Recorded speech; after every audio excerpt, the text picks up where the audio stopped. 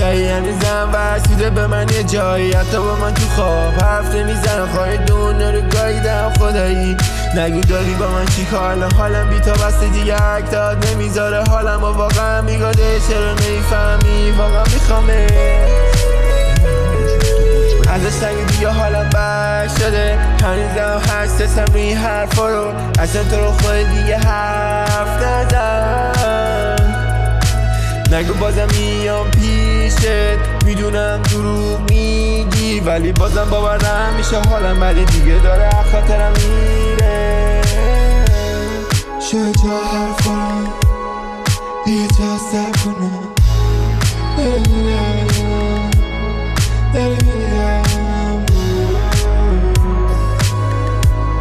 که مرا در کنم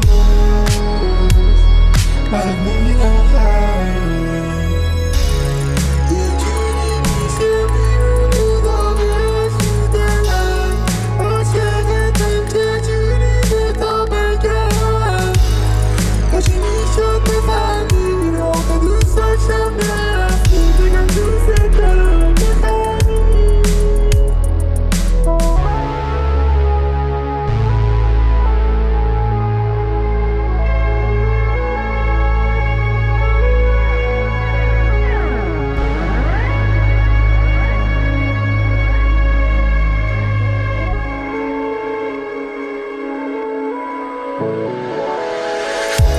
هنوزم هستی دلم به چیزایی هنوز منتظرم، بندازی یه نگاهی فکر میکنه که ندارم دوستش، تو فکرتم هنوزم خداییشون دعیوس و بندار از بیرون دیگه به دلت گوش بدی مگه چی میشه، نمیتونم منتظرت بمونم، دلم داره میگیره.